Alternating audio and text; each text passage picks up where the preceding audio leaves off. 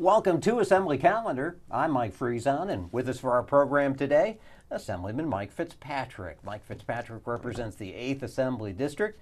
That includes parts of Suffolk County. We thank you folks for joining us. Mike Fitzpatrick, nice to see you. Mike, always a pleasure to be with you. Thank you. Important issues for us to be talking about today. We're going to be spending some time with the budget talks that are going on at the state capitol, and maybe by the next time we see you, we'll have a budget in place. I certainly hope so. Things are moving along pretty quick here. Yes. We're going to be talking too about a big bill that came up on the Assembly floor having to do with abortion.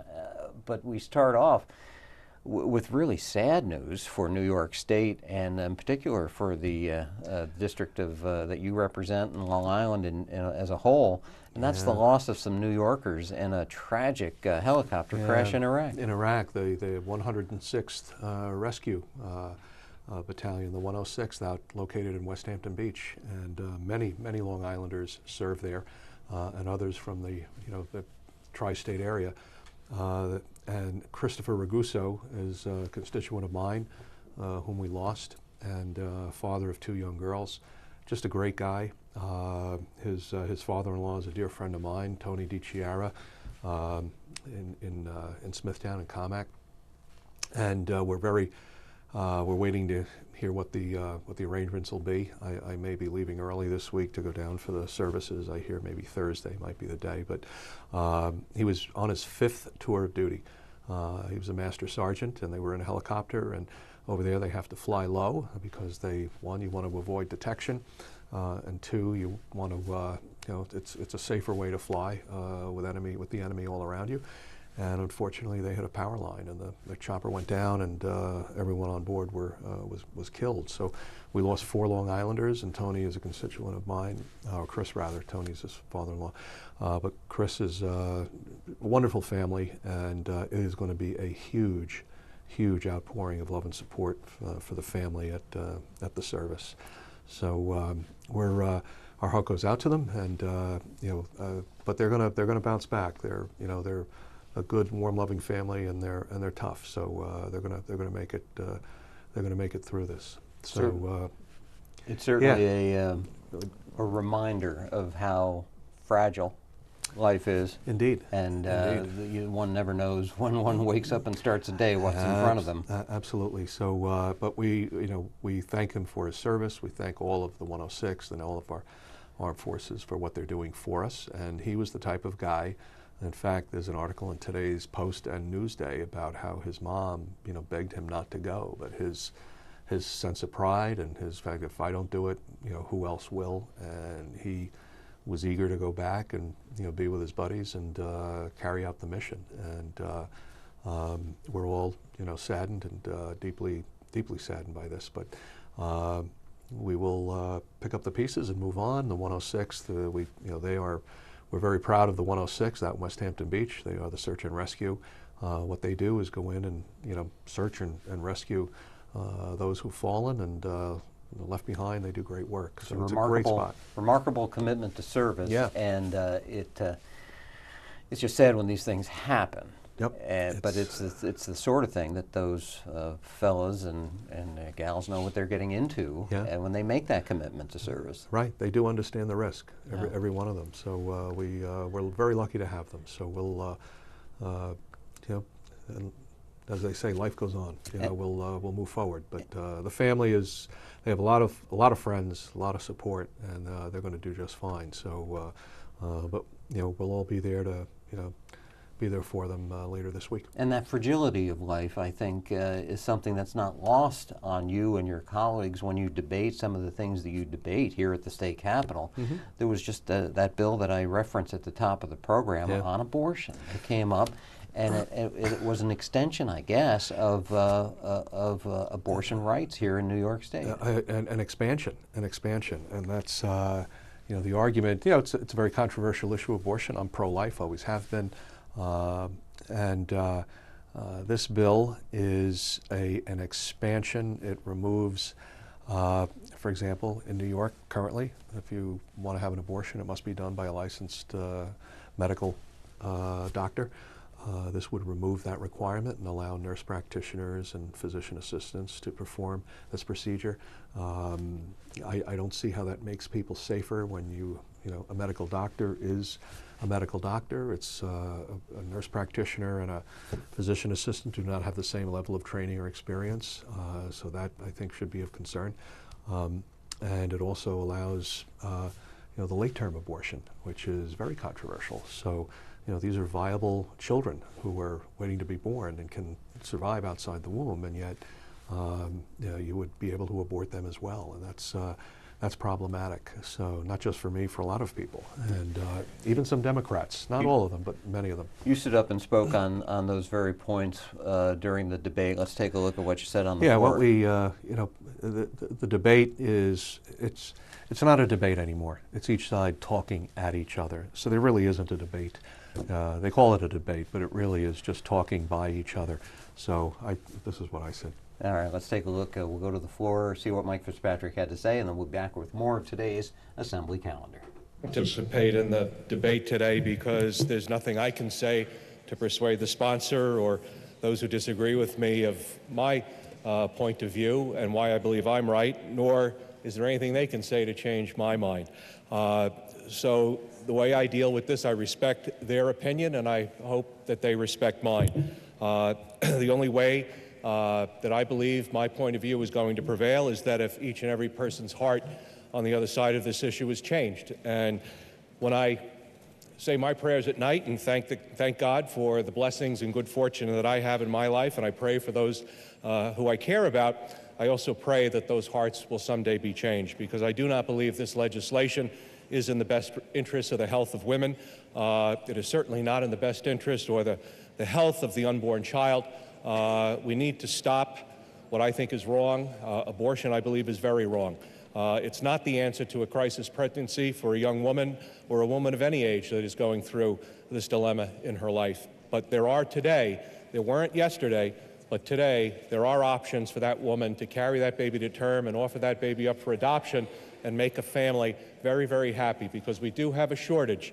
We have an abundance of families that would love to adopt a child and a shortage of babies to meet that need. So again, when I go to bed tonight, I will say my prayers and hope for change on this issue, and I thank you very much for, I vote no.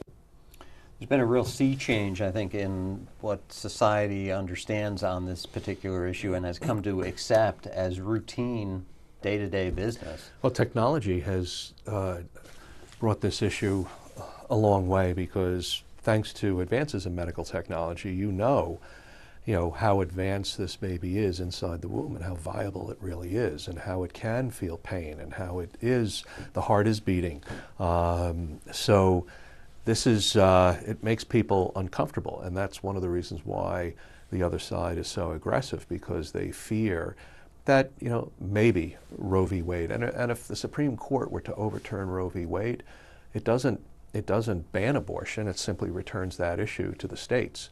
So probably New York State would maintain abortion on demand, but other states may decide, there are other states that would not allow abortions, and that would save a number of lives. So, the issue will continue to, move forward, and but each side, but I choose to, the only way it's going to happen is if hearts change, and I think these advances in technology are having an impact on making people rethink, is this a good thing? It's, you're talking about life, human life, and the potential of that life. And sometimes, you wonder, we've aborted so many children, and what is the potential of all of those lives? How many other, what discoveries, what advances, what great things could some of those young people have accomplished if given the chance to live? And I think I think that's very important. You make a spot-on point, too, earlier, talking about debates in the State Assembly, and in the Senate, too, for that matter, where it's not so much a true debate anymore, where you're having an intellectual discussion back and forth. it's almost like just political talking points. It's It's what you see on cable news. Yeah, you know? we lost years ago. It's been going on for years And, like that. and that's so. true. And that's true on not just that topic, but most topics. We could probably, you and I could count on one or two hands the number of debates where maybe people have been swayed from one point of view to another in the legislature. And that's true for budget debates too, wouldn't you agree that everybody's kind of already staked their position, you know where they are? Yeah, that's. I think that's true.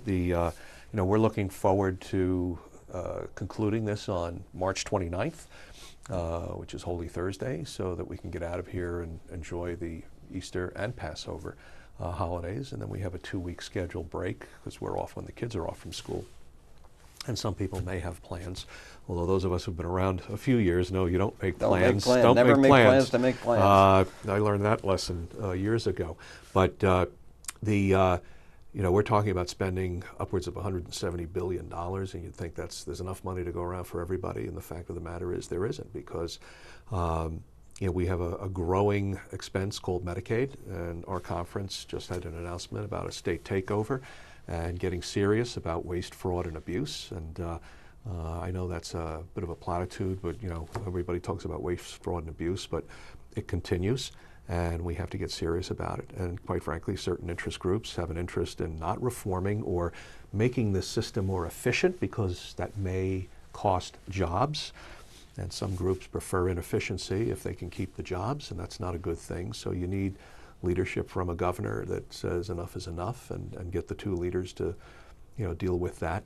K-12 education used to be our #1 expenditure. Now it's #2 behind Medicaid. And when you have a state that covers so many ancillary benefits, one of my county legislators back home, who's a dear friend of mine, was telling me, who's from the other side of the aisle, by the way, how other states are telling their people, look, if you want this covered, move to New York. They pay for it up in New York. Well, why are we doing this? And as soon as you arrive, you're basically eligible. There's no waiting period, none of that. So, we've met the enemy, and it is us. I mean, there are things we can reform, can change, get a little more strict, and get a little more efficient, and we can start reducing that expenditure, because it's putting a tremendous burden on not just the state, but our local property tax base. That's just it. We've only got a minute left, but New York's one of the few states that requires the counties to pick up a share of the cost, and the counties have no say in any of this. No, they just have to pay the bill. Well, the intention was noble, because the thinking was that, one, you could leverage federal dollars. That was one idea. The more you offer, the more money you get from the feds. The problem is you have to have the local share. It's 10% for nursing homes, 25% local for everything else, which is the county, and 25% state, and then 50 federal. And the challenge for us is that you continue to expand services, more people are coming, and then throw in the ingredient called illegal immigration, because once they get in here, once they arrive, they're participating in all of these services. They're reaping the benefits as well. And this is why people are moving out of New York State, Mike, because the tax burden continues to rise. And then just this past weekend, one of my Senate colleagues is advocating changing the funding formula, or how we raise revenue for our schools, saying we should look at maybe an income tax on top of the property tax. And it's like, when is this madness going to end? Because in all of these discussions, you rarely hear, if ever, any discussion about controlling costs, reforming a system that hasn't changed in years. And when you think about it, anybody out there in the audience who works in the private sector knows full well the competition that you face every day is different today than it was just 5 or 10 years ago. Everyone's business model is different.